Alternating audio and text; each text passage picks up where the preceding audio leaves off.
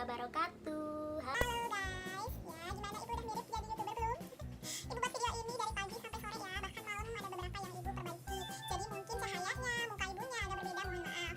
Ya oke, ibu gak akan curhat ya, mudah-mudahan kalian masih semangat untuk menyaksikan video ibu. Nah sebelum masuk ke teori ketiga, berarti ibu mau biasa cek dulu pemahaman kalian apakah sudah nerap atau belum video kedua yang sudah ibu share ya. Nah kalau sudah, coba jawab pertanyaan ibu. Sebutkan apa aja sih kelemahan dari teori Persia. Hayo. Nah kan, kalau nggak bisa seperti biasa kalian boleh lagi nonton video tersebut yaitu tentang Persia.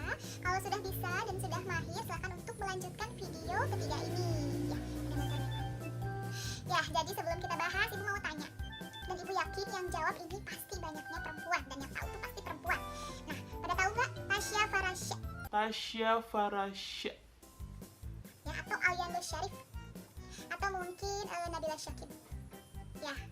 Nah ibu yakin banyak yang tahu ya, mereka itu adalah artis, adalah youtuber atau beauty vlogger yang memang turunan Arab yang tinggal di Indonesia. Ini ada hubungannya dengan masuknya Islam ke Nusantara. Yuk simak baik-baik videonya. Kalau bosan stop dulu, kalau udah nggak bosan boleh dilanjutin ya. Baiklah, karena sebelumnya ibu sudah menjelaskan teori Gujarat, teori Persia, maka kali ini ibu akan membahas tentang teori Arab. Arab.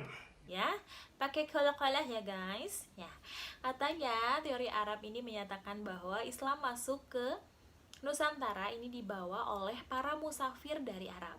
Nah, musafir di sini bukan orang yang minta-minta ya, tapi musafir di sini adalah orang yang melakukan perjalanan dari jarak jauh. Nah, katanya musafir dari Arab ini punya semangat yang kuat untuk menyebarkan Islam di Nusantara. Siapa saja tokoh yang mendukung teori ini? Di antaranya adalah ada Buya Hamka, ada G.C. Fowler, dan ada T.W. Arnold. Kemudian, apa saja sih bukti yang mendukung dari teori Arab ini? Nah, ada beberapa bukti yang mendukung teori Arab. Ini lumayan banyak, ada 5. Bukti yang pertama ini adalah ditemukannya naskah kuno dari Cina yang menyatakan bahwa pada tahun 625 Masehi ini ditemukan perkampungan Arab di Barus atau di daerah Sumatera Utara dan dikenal sebagai daerah Bandar Khalifah. Nah, fakta ini juga diperkuat dengan ditemukannya nisan kuno yang bernama Syekh Rokonuddin pada tahun 672 Masehi. Lalu bukti yang ketiga ini dinyatakan oleh sejarawan yang berasal dari Inggris yang bernama T.W. Arnold. Nah, beliau menyatakan bahwa terdapat pembesar Arab yang menjadi khalifah atau kepala daerah di pantai barat Sumatera pada tahun 672 Masehi. Kemudian bukti keempat ini, Islam di Samudra Pasai memiliki mazhab Syafi'i. Ya, mazhab yang sama juga dipergunakan oleh orang-orang Arab. Dan bukti yang kelima atau yang terakhir adalah Sultan-Sultan Pasai ini menggunakan gelar Al-Malik. Ya, itulah bukti-bukti yang mendukung teori Arab. Nah, katanya teori Arab ini dianggap paling kuat. Adakah kelemahan dari teori Arab? Nah, walaupun teori Arab dianggap sebagai teori yang paling kuat dibanding teori sebelumnya, ternyata teori Arab juga memiliki kelemahan. Ya, jadi teori Arab itu dianggap kurang memiliki bukti dan fakta mengenai bahasa Arab yang ikut menyebarkan Islam di Nusantara. Nah gitu, jadi menurut kalian gimana? Apakah kalian setuju dengan kelemahan yang ibu sebutkan tadi, bahwa kurangnya bukti dan fakta mengenai bahasa Arab dalam penyebaran Islam di Nusantara? Atau kalian tidak setuju? Nah silahkan kalian analisis dan pikirkan baik-baik ya.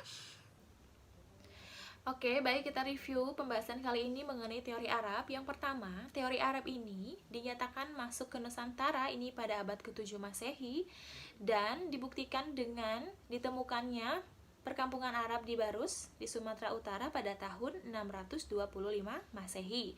Kemudian teori Arab ini juga didukung oleh beberapa tokoh yang bernama Buya Hamka, G.V. Fowler, dan T.W. Arnold.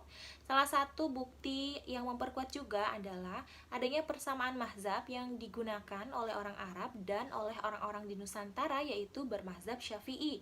Kemudian selain itu adanya persamaan gelar yang digunakan oleh Sultan-Sultan Pasai pada saat itu, yaitu gelar Al-Malik yang juga digunakan oleh orang-orang Arab. Nah, bagaimana setelah kalian mendengarkan penjelasan Ibu mengenai 3 teori masuknya Islam ke Nusantara? Manakah yang paling betul? Nah, kalau kita amati berdasarkan pembahasannya, dari 3 teori ini semuanya memiliki argumen yang kuat dan bukti-bukti yang nyata ya.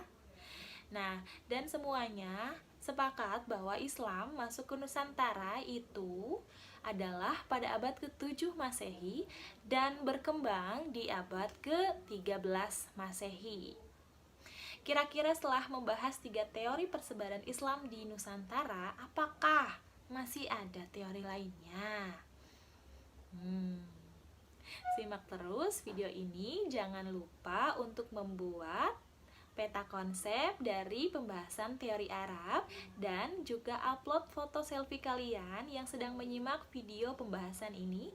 Terima kasih, semoga bermanfaat. Assalamualaikum warahmatullahi wabarakatuh.